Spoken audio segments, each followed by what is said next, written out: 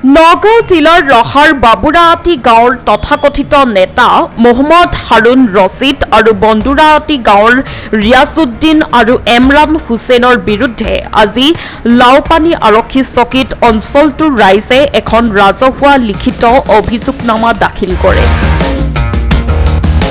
অঞ্চলটোৰ বাবুৰাটী, বন্দুৰাহাটী, ডাবলাং আদি, বালিজুৰি, ডালিমবাৰী আদি গাঁৱৰ ৰাইজে লাওপানী আৰক্ষী চকীত দিয়া লিখিত এজাহাৰত উল্লেখ কৰা মতে তথাকথিত নেতা হাৰুন ৰছিদে ছচিয়েল মিডিয়াত এক আপত্তিজনক মন্তব্য দিয়ে।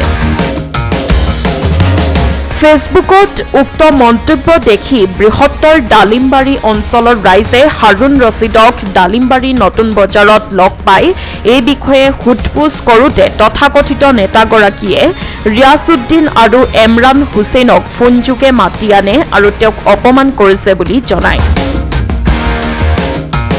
তাৰ পাছতে ৰিয়াজউদ্দিন আৰু এমৰান হুছেইন সেই ঠাইত উপস্থিত হৈ ৰাইজক উদ্দেশ্যি অশ্লীল গালি গালাজ পাৰে বুলি ডালিমবাৰী ৰাইজে সাংবাদিকক জানিবলৈ দিয়ে। পাছত ৰাইজে আৰক্ষীক সকলো কথা অৱগত কৰে আৰু লাওপানী আৰক্ষীয়ে এমৰান হুছেইনক আটক কৰিছে ইতিমধ্যে। সেয়ে অঞ্চলবাসী ৰাইজে ঘটনা সন্দৰ্ভত আৰক্ষীয়ে উচিত তদন্ত কৰি বিহিত ব্যৱস্থা ল'বলৈ দাবী জনাইছে। ঘটনাটো মানে আমাৰ এই বাবুৰাটী গাঁৱৰ হাফিজ হাৰুনুৰ ৰছিদ হয়।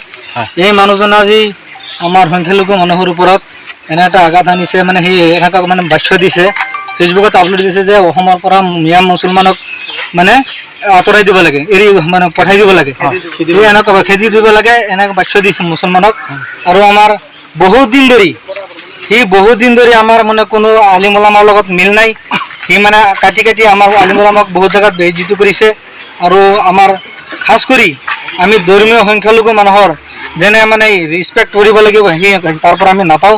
সি আমাতকৈ আলগ হৈ থাকে। সেইকাৰণে আমি প্ৰশাসনৰ ওচৰত আমি আপোনালোকৰ মিডিয়াৰ যোগেদি আমি এইটো তাত মানে তৎক্ষণাত এই মিয়া মুছলমানৰ যিটো আপুনি সেই আজি সি উঠাইছে, সেইকাৰণে তাক তৎক্ষণাত আমি আপোনালোকৰ প্ৰশাসনৰ জৰিয়তে এৰেষ্ট কৰিব মানে সহায় বিচাৰিছোঁ আপোনালোকৰ।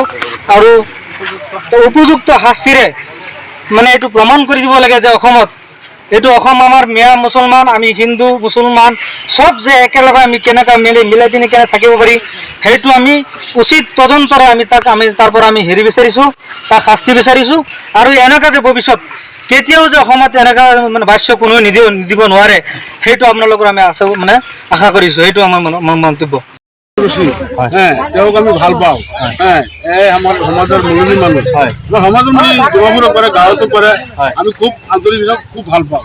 ই যে মন্তব্য দিছে আমাৰ মুছলিম হিচাপত, আজি বাংলাদেশী যিবিলাক মুছলমান আছে সেইবিলাক সি ক'লে আমাৰ আপত্তি নাই। বাংলাদেশত যাব লাগে। সি যে কৈছে বাংলাদেশী মুছলমান, কোনে আছে বাংলাদেশী মুছলমান, সি দেখাই দিয়ক। মিয়া খেদিব লাগে, যিবিলাক বাংলাদেশী মিয়া আছে সেইবিলাক খেদি দিয়ক, আমাৰ আপত্তি নাই, আমিও সহযোগ কৰিম।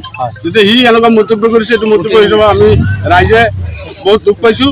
যে আইনগত আমি এটা ব্যৱস্থা লৈছোঁ লাওপানী আৰক্ষীত, যেতিয়া আইনমতে তাৰ ব্যৱস্থা লয় আমি আপোনালোকক জনাইছোঁ।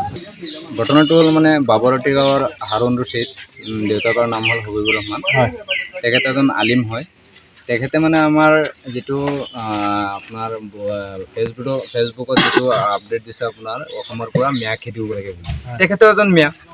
গতিকে আমাৰ গোটেই ইণ্ডিয়া বিশ্বৰ গোটেই মিয়াৰ যিটো মান সন্মান ক্ষতি কৰিছে, সেইটো কাৰণে আমি গোটেই ৰাইজে একত্ৰিত হৈ আমি এজাহাৰ দিছোঁ লাওপানী আৰক্ষী চকীক। উপযুক্ত শাস্তি দিব লাগে তাৰ এইটো বিষয়ে, যিটো মন্তব্য দিছে এইটো মন্তব্য লৈ আমাৰ যুৱ আছামে চবেই মানে হেৰি হৈ আছে, গতিকে মনত দুখ পাইছে, চবেই মানে খং হৈ আছে, তাক পালে মানে কেচকাল হ'ব।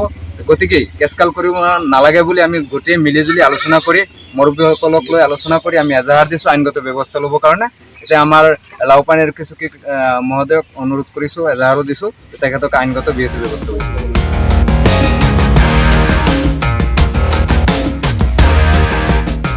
নগাঁৱৰ পৰা প্ৰাঞ্জল কৃষ্ণনাথৰ ৰিপৰ্ট, সংবাদ লহৰ।